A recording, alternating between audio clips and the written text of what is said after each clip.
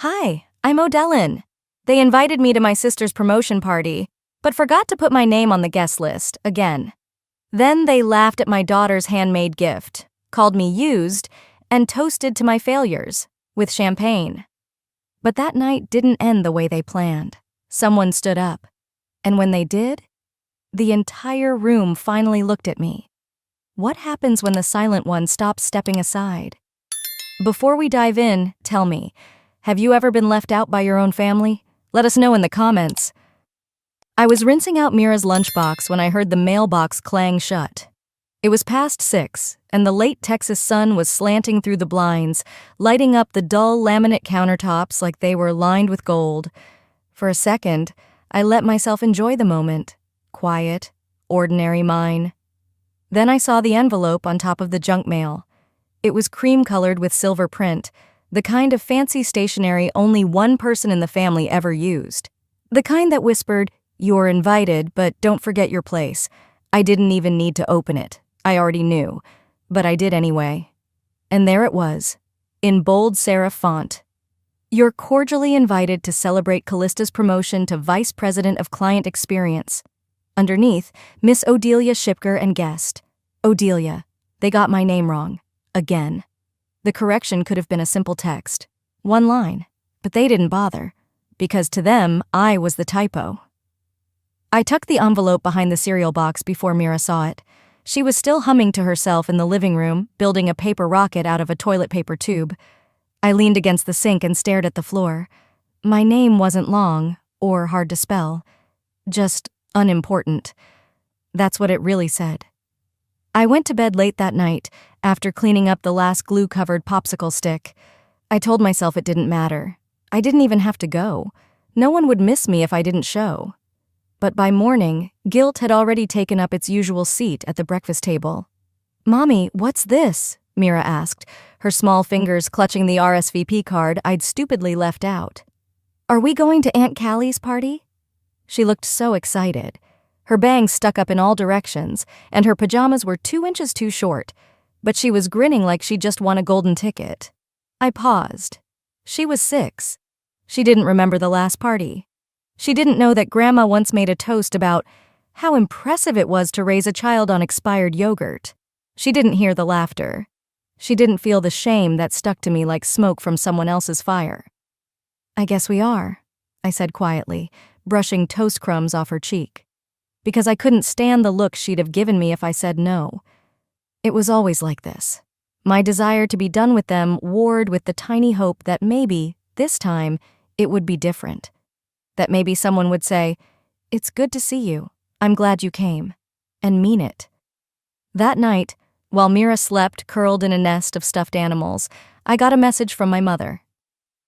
"Please don't make this night about you. Just smile, be polite, and don't bring up old stuff. Callista worked very hard for this." That was it. No greeting. No, "How are you?" Just orders. Like I was a risk. A crack in the glossy surface they didn't want anyone to see. I stared at the screen for a long time, letting her words press against my chest like something heavy. I wanted to reply, to ask her if she'd ever thought about why I stopped showing up in the first place. But I didn't. I just deleted it. Then I pulled my dress from the back of the closet, the only one formal enough to blend in but plain enough not to stand out. The side zipper was still broken. I had to shimmy into it and pin the seam with a safety clip. I ironed it anyway, hands trembling a little from the effort of staying composed. In the bathroom with the door shut, I let the silence wrap around me. That's when it hit. The thing I always tried to push down, the ache of wanting to belong to people who didn't want me back. I sat on the edge of the tub, staring at the cracked tile near my feet, and cried as quietly as I could.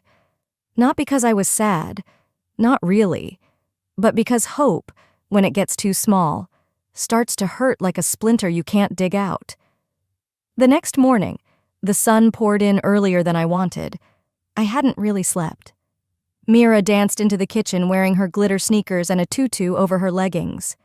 "Surprise!" she shouted, holding up a crooked piece of paper folded into fourths. Inside was a hand-drawn card, complete with stick figures and a pink heart. Above it in purple marker, "To the best mommy, you're my boss." I didn't say anything.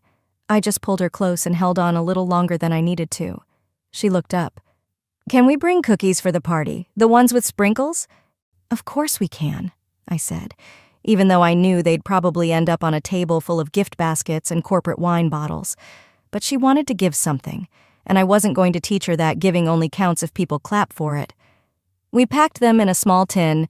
Mira insisted on decorating it with dinosaur stickers, and I placed it gently in the tote bag next to a travel pack of wipes and her favorite book for the car ride. As I buckled her into her booster seat, I caught my reflection in the rearview mirror.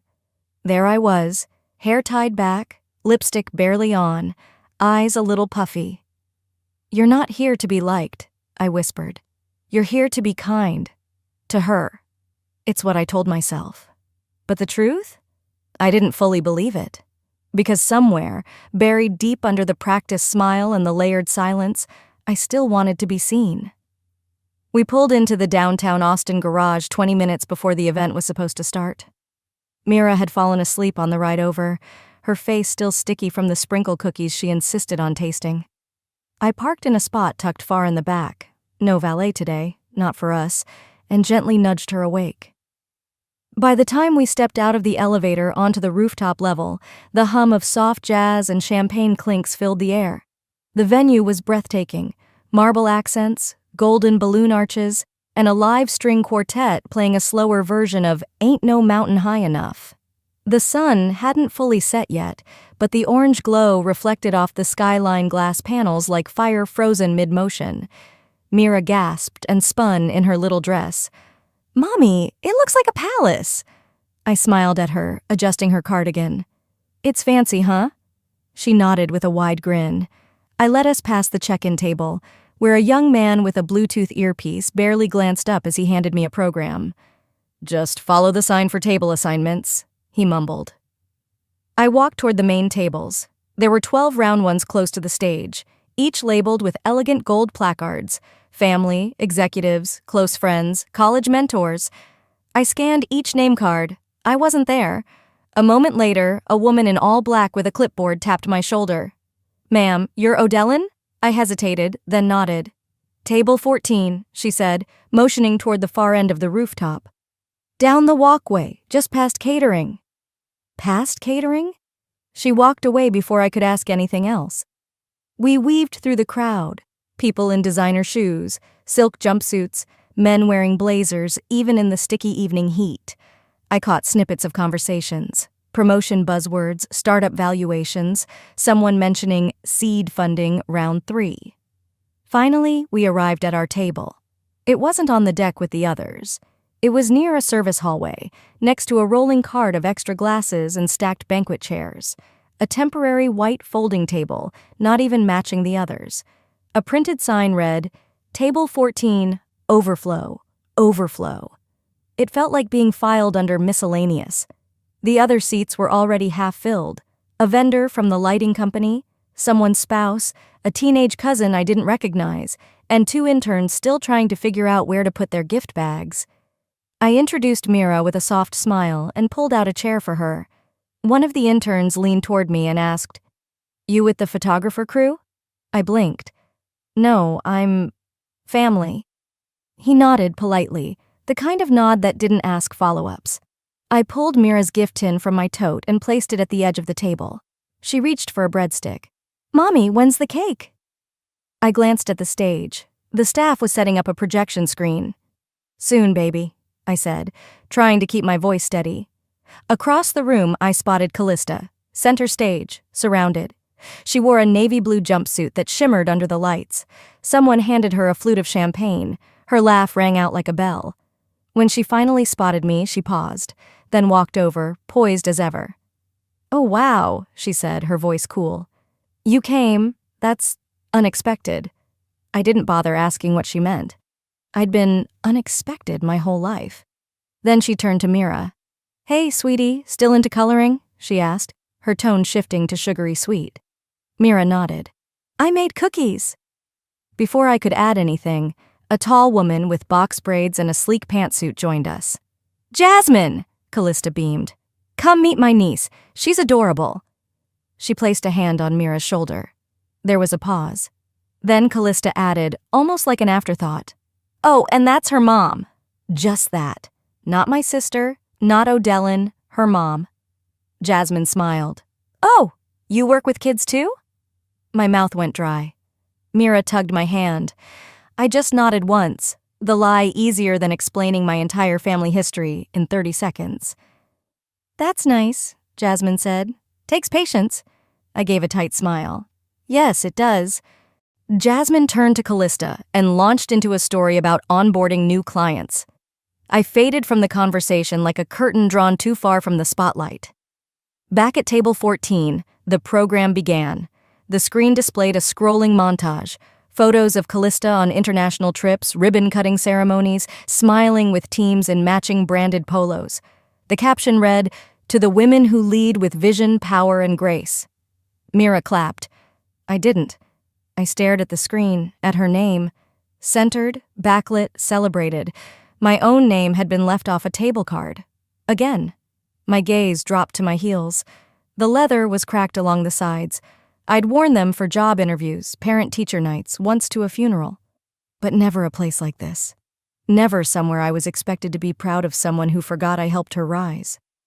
Mira tapped my arm. "Mommy, are you sad?" I looked down at her wide eyes. My voice caught in my throat. "No, baby, I'm just remembering something." A library printer. A worn-out resume template. The night I stayed up past midnight typing bullet points for Callista's first internship application, while she went out drinking with her sorority friends. No one ever thanked me. Not once. A photographer passed by and paused. "Could you step aside? I need the sign in the background." I moved. Mira held my hand, and just before I stepped away completely, I whispered under my breath, "One day, I won't be the one stepping aside." The MC called for everyone's attention, just as twilight settled across the Austin skyline. The last rays of sun were fading behind glass towers, and fairy lights twinkled above us like they'd been strung just to disguise how cold this gathering truly was. The voice through the speakers was confident, almost too smooth. "Tonight, we celebrate the incomparable journey of Callista Vaughn, newly appointed Vice President of Marketing." Polite applause. I felt Mira squeeze my hand, excited. "It's her big night, right, Mommy?" I nodded, lips tight. The screen behind the small podium lit up, and the pre-recorded message from Callista's CEO played. He called her a rising force, praised her visionary approach, and credited her with transforming outdated systems. I almost laughed at that last part, because the real transformation had started back in our shared bedroom when I taught her how to format a resume and how to write a subject line that didn't sound like a scam. But none of that was part of tonight's slideshow. Then came Callista's manager, a man in his late 50s who kept referring to her as our golden girl. Next, Callista took the mic.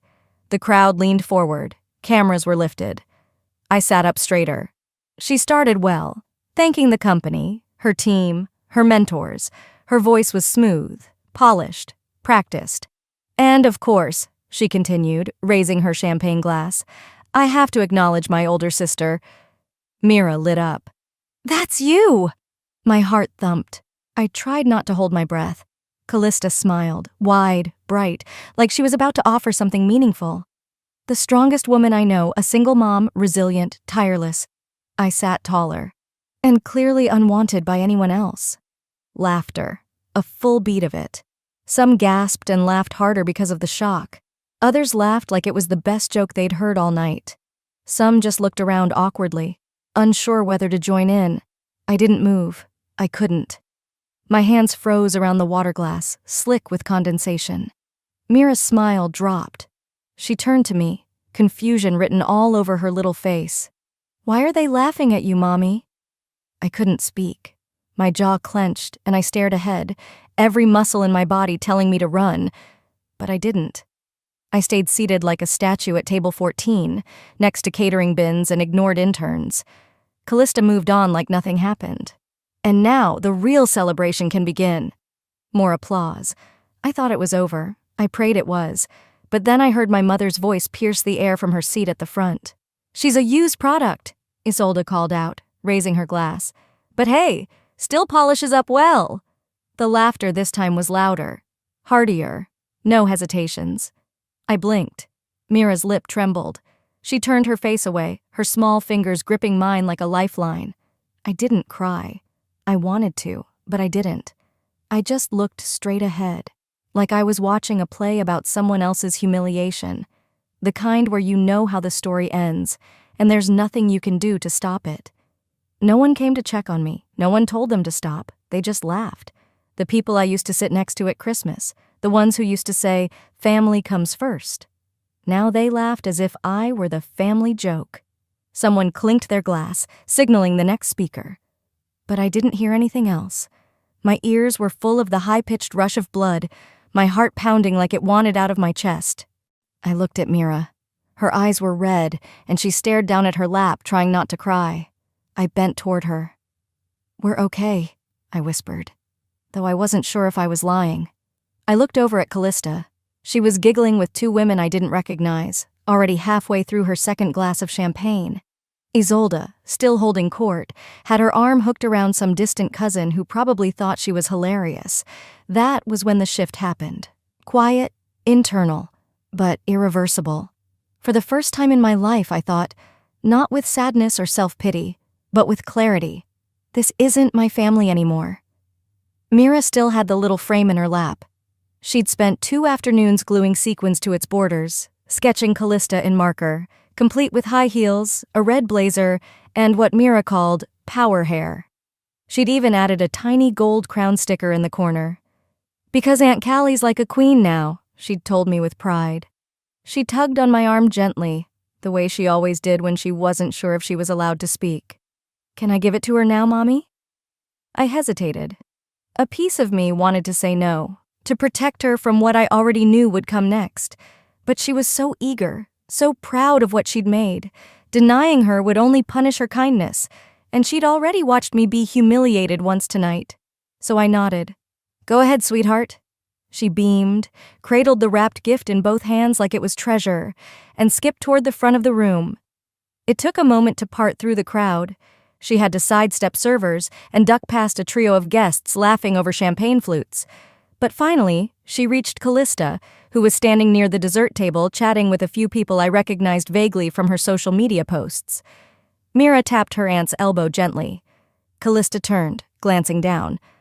"Oh, hi," she said with a polite smile, eyes flicking from Mira to the gift. "I made this for you," Mira said proudly. "Congratulations." She held it out like it was a trophy. Callista didn't reach for it. Instead, she tilted her head and smiled that tight, hostess-style smile she always used when she didn't want to offend, but didn't really care either. "Aw, you're sweet," she said, then looked back toward her friends. "But I don't really have a place for handmade stuff in my condo. Very minimalist vibe." She patted Mira gently on the shoulder, like she was handing a puppy back to its owner. "Maybe your mom can keep it for you?" There was an awkward pause. Just long enough. A woman next to her muffled a laugh behind her hand. Another man cleared his throat, pretending to sip his drink, eyes darting away. Mira stood there, frozen, still holding the gift. Then she turned around slowly, her smile fading, and walked back toward me. Eyes wide, lips tight, trying not to cry in front of strangers. I didn't stand up to catch her. I was too busy trying not to explode. By the time she reached me and sat in my lap, her voice cracked. "Did I do something wrong?" I brushed her hair back. "No, baby," I whispered. "You were the only one who did something right." Before I could say anything else, the mic screeched slightly, and the MC took center stage again. "Okay, everyone," he chuckled into the microphone. "Let's keep the energy going. Don't worry, real gifts are coming up next, not glitter glue tributes." People laughed again, this time at my daughter. I didn't look at them. I looked at Mira. She was biting her lip, eyes locked on the cookie she'd decorated earlier and hadn't eaten. It sat on a napkin, untouched, as if it, too, had been rejected. I kissed her forehead and stood up just enough to pull her chair closer to mine. The frame sat between us now like a small, unclaimed secret. I took a sip of my water. My hand was shaking, from rage, from shame, from restraint. They didn't just make her feel small, they trained her to believe that being thoughtful was embarrassing, and the worst part, they thought it was funny. I glanced around the room.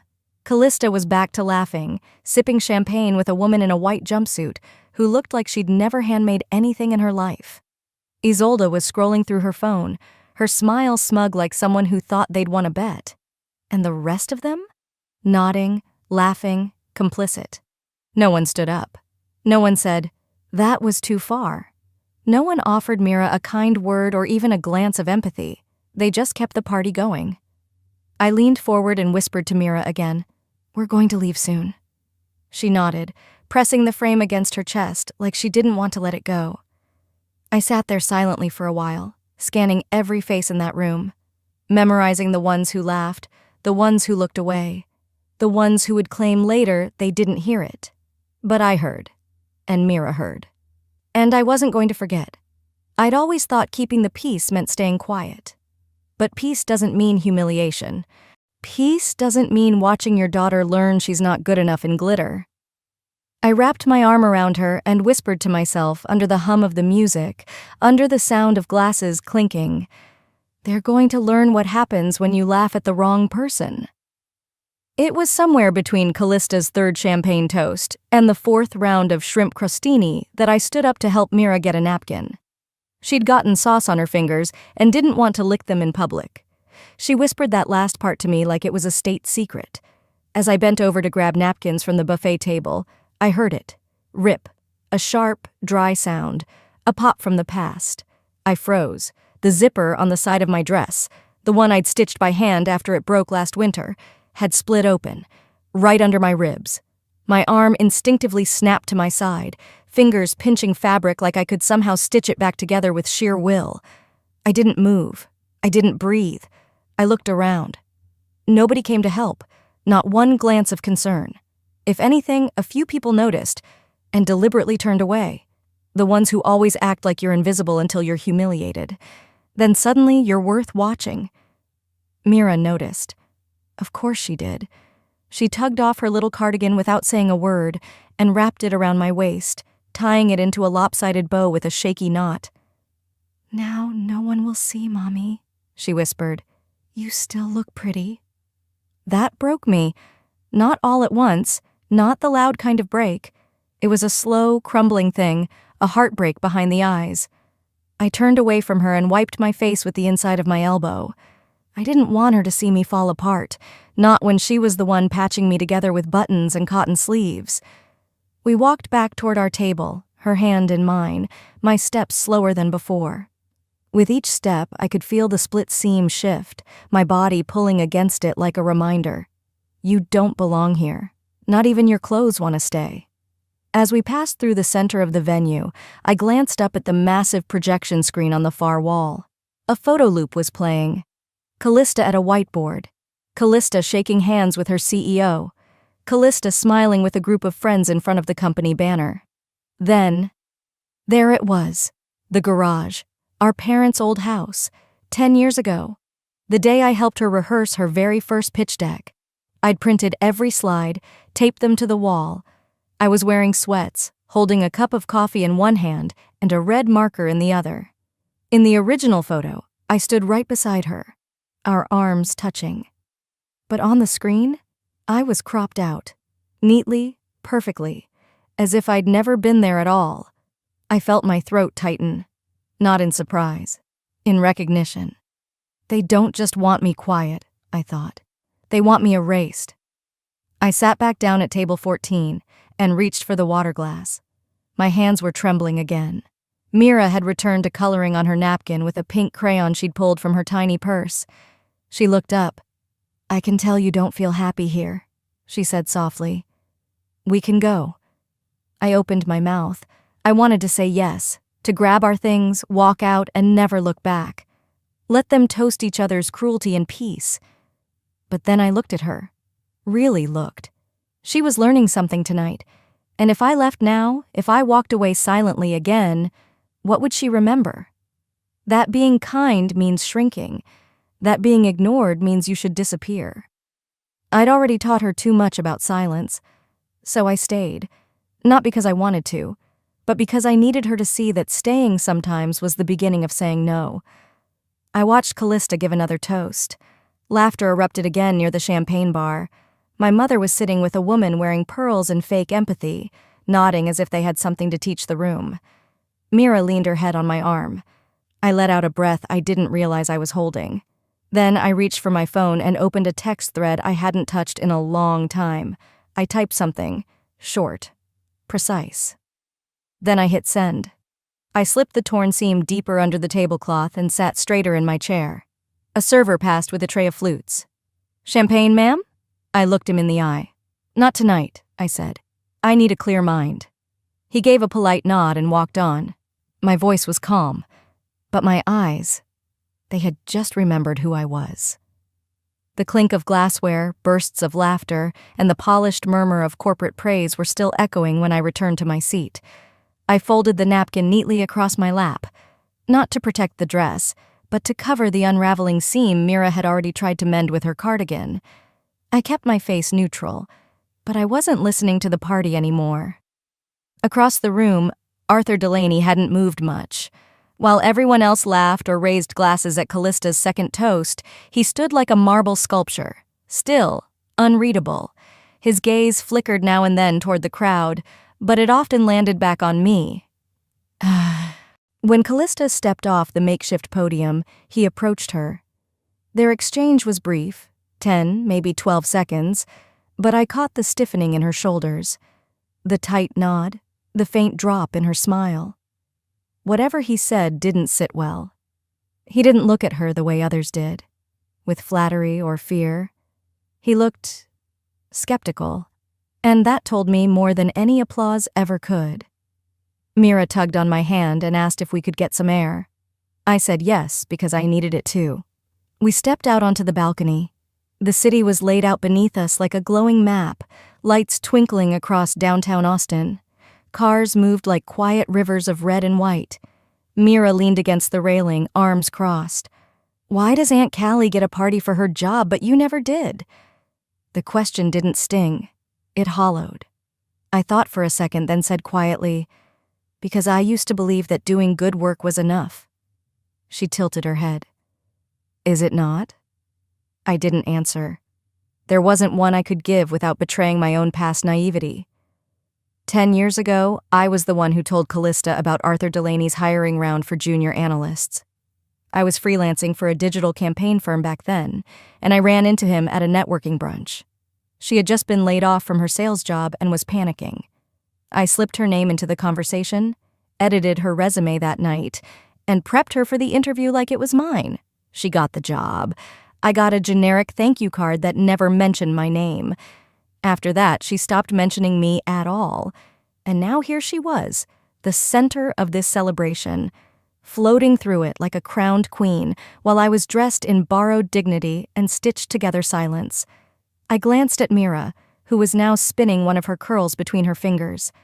She had no idea how many rooms I'd helped others enter, just by quietly handing them the key. Back inside, I took out my phone and opened a message thread I hadn't used in years. Professor Lattimore. She'd mentored me in grad school, then went on to chair a board for one of the fastest-growing clean tech funds in the state. Last I'd heard, she was attending the upcoming Civic Innovation Gala, where Arthur Delaney was slated to speak. I typed, "Hi, Dr. Lattimore. I'd love to reconnect at the Austin Civic Gala if you're still attending. Would be honored to reintroduce myself properly. Warmly, Odellin." I hit send. My heart picked up speed. Not from nerves, but from something different, something like purpose. For the first time all night, I wasn't reacting. I was initiating. Mira looked up as we re-entered the room, and I gave her a small nod. Her eyes relaxed, even though she didn't know what had just shifted inside me. We hadn't even taken 3 steps before Arthur glanced in our direction again. This time, I met his gaze. He didn't smile, just gave a subtle, respectful nod. Then he turned back to Callista, who was laughing too loudly at something someone said, and leaned in to whisper something again. I couldn't hear it, but it was enough to make her glance quickly toward the stage, the mic. Arthur gestured toward it. "Why don't we open it up?" The words carried across the room. A few guests turned their heads. One woman clapped slowly, unsure if it was the start of something or just filler between speeches. The crowd murmured, adjusting in their seats, the energy shifting, not with chaos, but anticipation. Something in the air had changed. Not overtly, not yet. But I felt it, and I think they did too.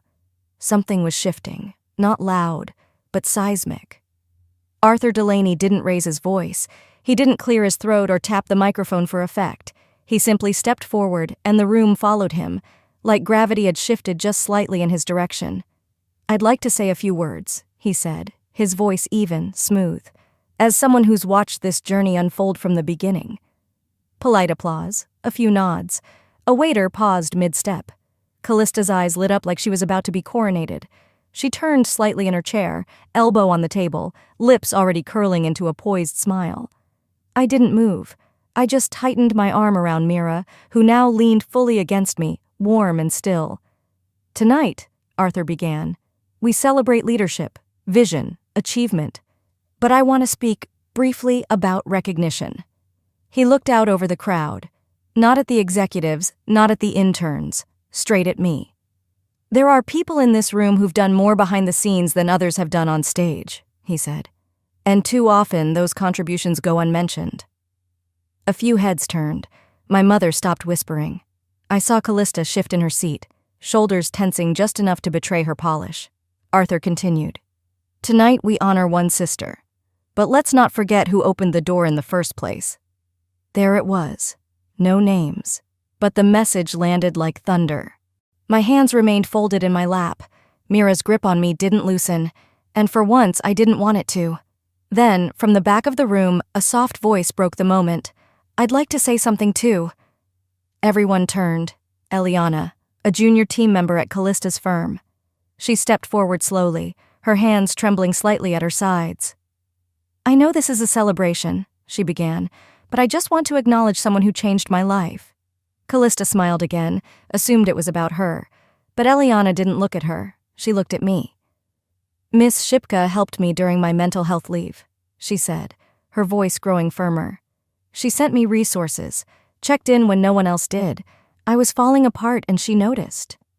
Callista started to interject. "That's touching, Eliana." But Eliana didn't even blink in her direction. "I never got to say this before," she said. "But thank you. You didn't know it, but you saved me." And then, for the first time all night, the applause was real.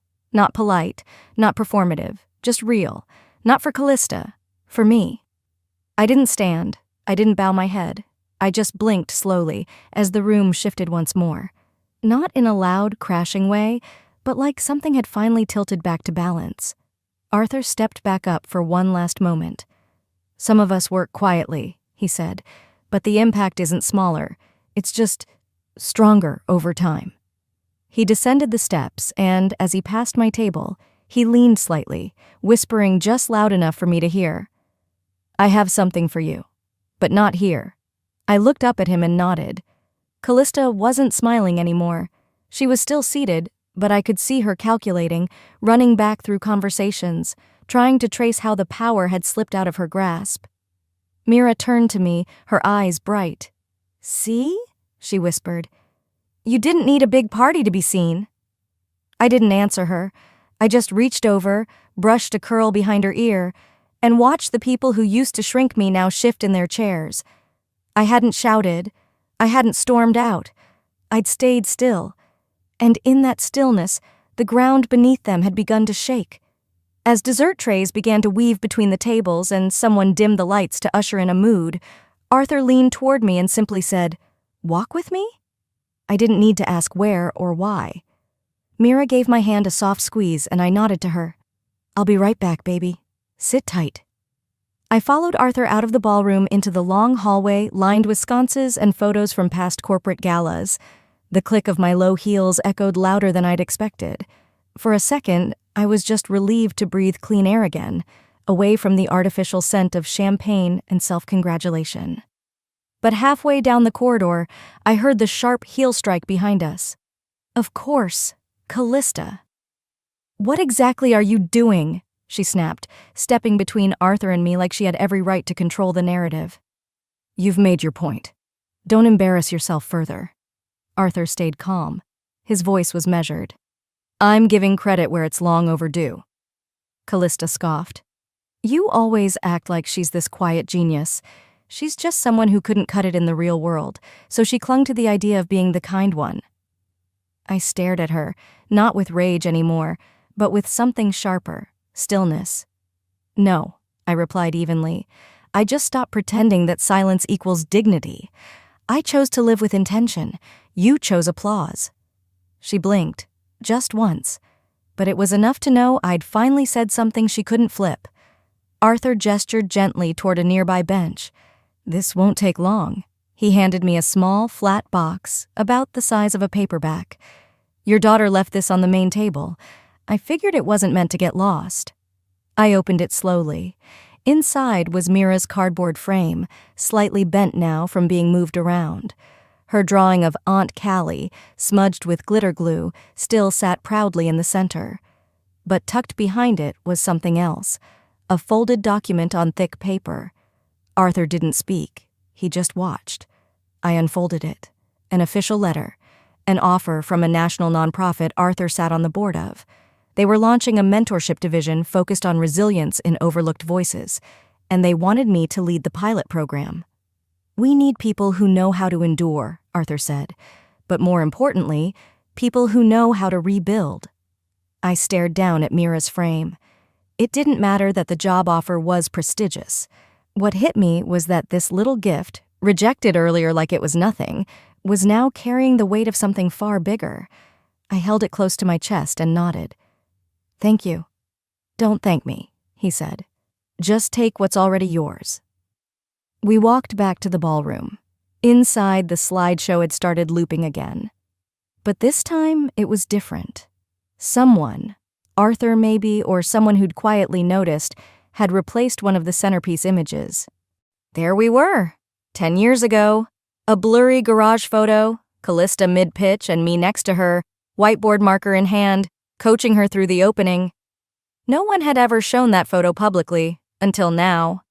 Beneath it, a new caption, The Real Beginning. Guests turned to the screen, then toward our table. Conversations fell quiet.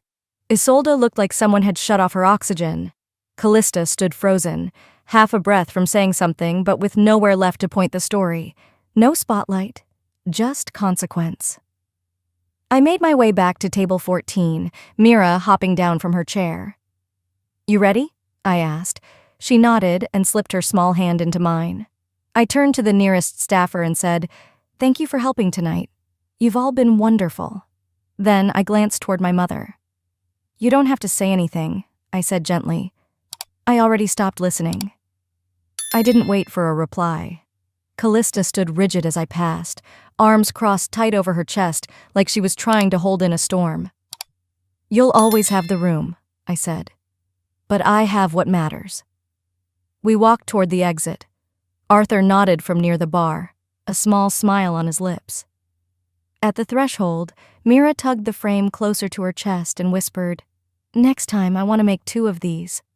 I smiled, finally, from someplace deeper than pride. There won't need to be a next time, baby. This was the last lesson. The venue's lights faded behind us as the car cut through the velvet dark. The road home was mostly empty, just long stretches of soft lamplight flickering across the windshield. Mira was asleep in the back seat, her head tilted slightly, still hugging the cardboard frame like it was treasure. I glanced at her through the rearview mirror. The faint glow of the dashboard lit her face. She was safe. She was enough. And I was finally enough for myself. There were no apologies as we left. No one chased after us with trembling hands or hushed regret. No one stopped us to say, I was wrong.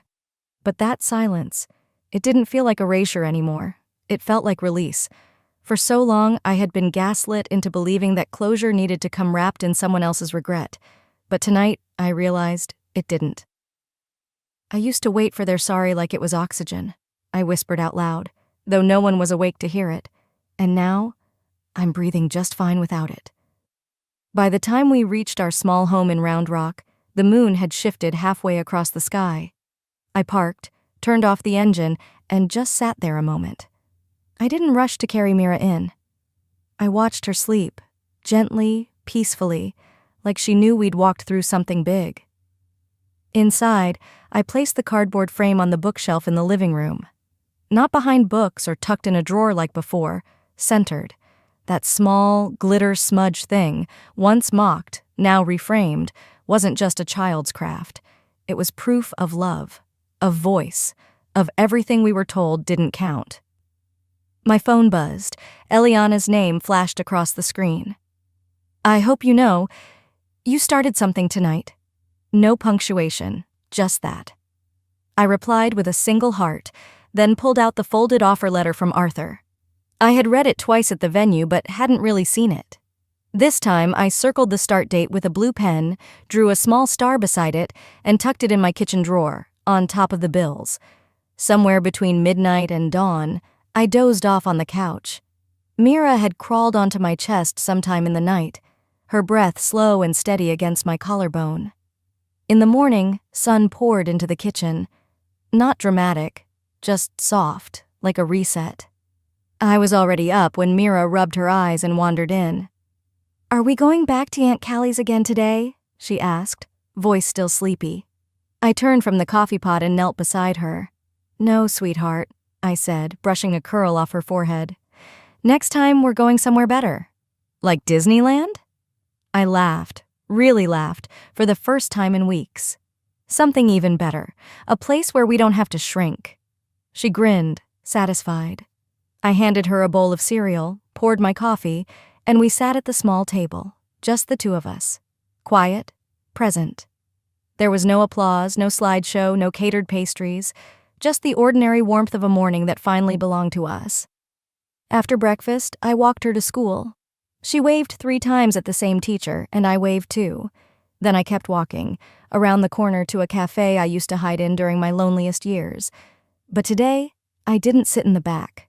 I opened my laptop at a window seat, ordered a black coffee, and typed the subject line for a new proposal draft.